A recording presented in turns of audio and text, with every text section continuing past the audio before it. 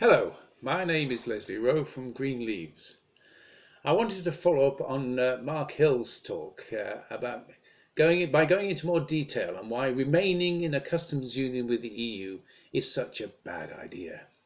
And have no illusions, Theresa May's very bad deal will leave the UK tied to EU regulations and in the form of customs union, no matter what the Tories might call it. Both the Conservative and Labour parties know that a customs union is not the Brexit that was promised to the British people at the 2016 referendum. But they are controlled by a metropolitan elite determined to remain tied to the EU. In an embarrassing interview on the BBC's Today programme, so embarrassing I can no longer find it on the BBC archive, Labour's Shadow Attorney General, Shami Chakrabarti, from the unelected House of Lords, claimed that the UK would be able to influence EU trade policy on deals if in a customs union with the EU. But you could tell by the way that she said it that she knew that this statement was totally false. Despite what was promised at the referendum, stuck inside a customs union, Britain cannot sign its own trade deals, nor can it influence any trade deals negotiated by the EU. There are only 3 countries, not in the EU, but inside a customs union with the EU. They are Andorra, Turkey, and San Marino. Now take, for example, Turkey. It has no seat at the table in any of the EU's trade negotiations, severely limiting its ability to have its needs heard. Whereas still, Turkey must open up its home market to countries with which the EU signs trade deals. But it is not automatically granted its own access to those countries. Take, for instance, the trade deal with Japan. Japan would have access to the Turkish market, but Turkey does not have free trade access necessarily with Japan.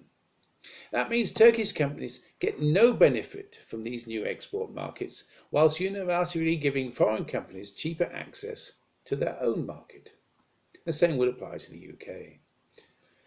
Similarly, another lie from the Remain side. Staying in a customs union would mean higher prices for British shoppers, not lower. The EU's protectionist trade policy slaps big tariffs on everyday products to prevent European producers from being undercut, resulting in higher prices for consumers. Outside the customs union, Britain can cut import tariffs on goods we don't produce at home, and that they are cheaper to import from outside the EU. Imported oranges, for example, are taxed at 16% to ensure Europeans buy Spanish rather than cheap alternatives from, say, Egypt. Bicycles, meanwhile, which in Britain are largely imported from Asia, are taxed at 15% to protect Italian producers. Outside the customs union, shoppers can buy the cheapest products available, saving us all real money. Now, cheaper oranges are all very well, but what about the tariffs we'd face outside the customs union? Luckily, there is no need to speculate. As members of the World Trade Organization, we know that the total tariff bill facing British companies, if no trade deal is secured with the EU, would be about £5 billion a year. A lot of money. But the UK would be saving at least its net annual contributions to the EU budget of around £10 billion a year, and also in the same scenario, EU firms would be paying the UK a net £13 billion a year in tariffs. This is because that in, for instance, 2017, the rest of the EU sold about £67 billion more to us in goods and services than we sold to them, according to official UK data. We had, in fact, a massive trade deficit with the EU 27. So in addition to not paying the ridiculous £39 billion to the EU just to talk about a trade deal, the UK would be about £18 billion better off under World Trade Organization rules, in addition to being able to buy cheaper goods outside the EU. Next question. As the Remainers claim, would goods imported from the EU be held up, or indeed our exports to the EU? Now, modern border checks are quick and inexpensive. European ports employ high-tech X-rays to scan containers and advanced online portals to streamline administration.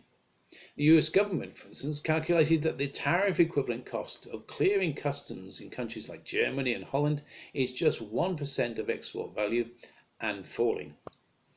Indeed, as French customs authorities boasted in 2014, the average time to check goods was 4 minutes 7 seconds. Hardly a deal breaker for British exports. Countries that don't need a customs union to trade efficiently with each other.